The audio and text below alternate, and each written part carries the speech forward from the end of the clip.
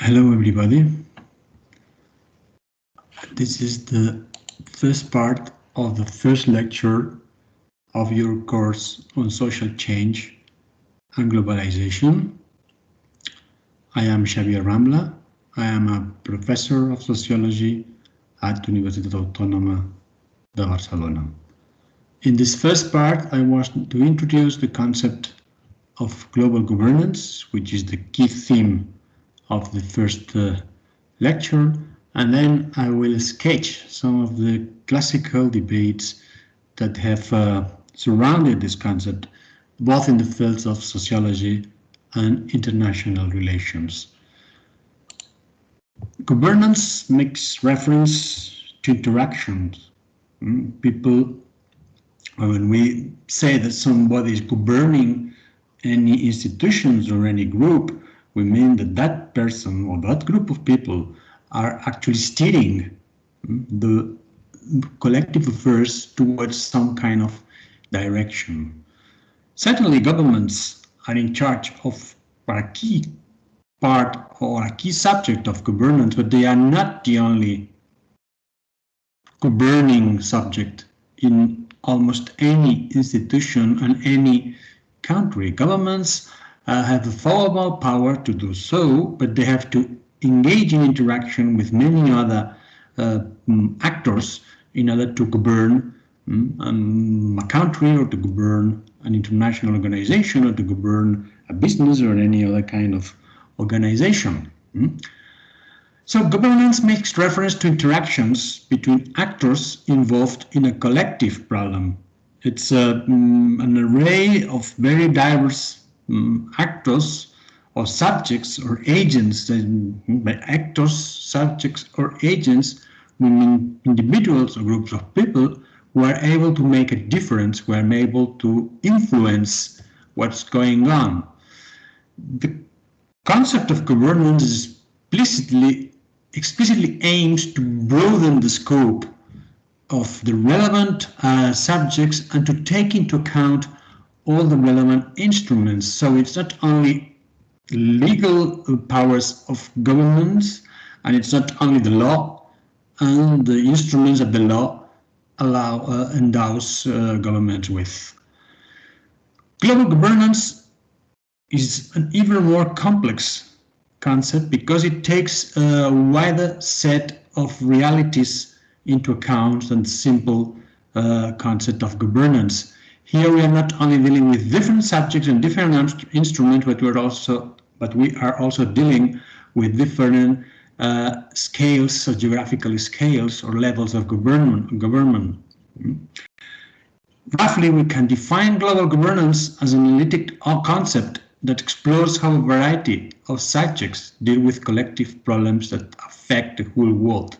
I drafted a provisional list of these problems, of these issues nowadays: peace, trade, currency, the environment, education, health, and many other ones.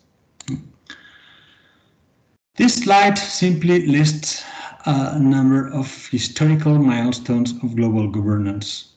I will not go into the details. I'll leave it here, and we will visit it again when we get into the discussion of a specific issues related to this very general theme. The point is that governance, it's not a recent phenomenon, and the equivalence, or the association between governance, or some sorts of governance, and some specific political units as countries, is not as obvious as it might look like if we look at the current political map of the world. There have not always been clear-cut states with specific sets of governance arrangements. There have been much more blurred realities for a long time, both in Europe, in Eastern Asia, and many other parts of the world.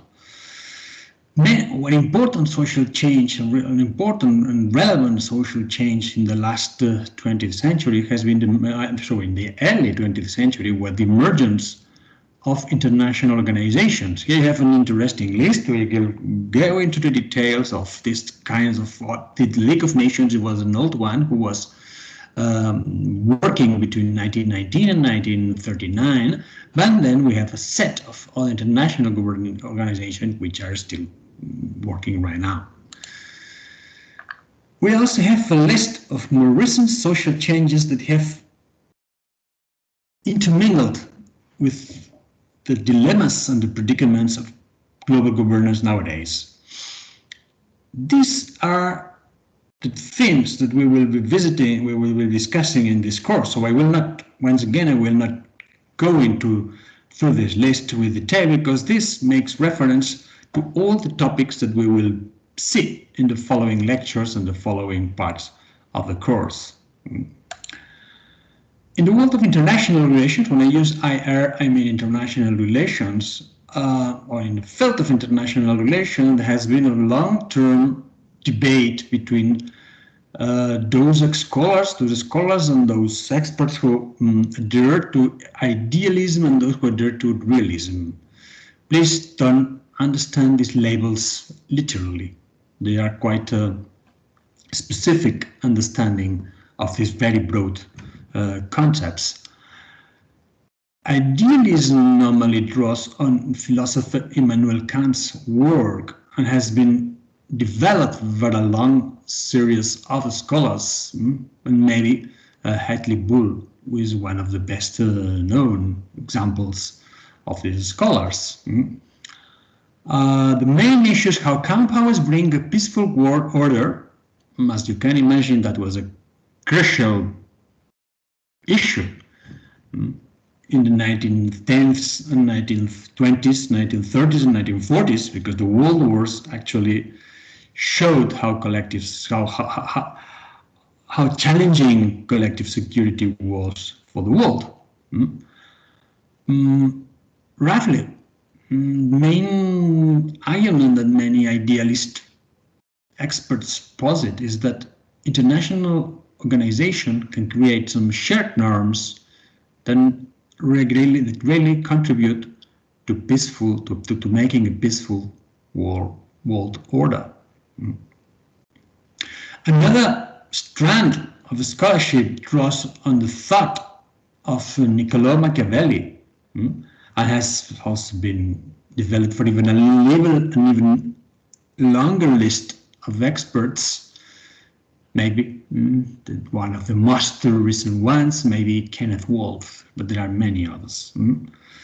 The point in realism is that states actually are eventually capable of manipulating international organizations, and they are the ones who make the final decisions, so that international global organizations become a sort of interface between the international order and particular constituencies, but they are not really making the main decisions. So that's, as you can see, that's an interesting and important debate. Second relevant and classical debate with regard to global governance, sociology has posited another classical debate with regard to global governance, which can be mainly condensed in the terms of, in these two terms, imperialism and conflict.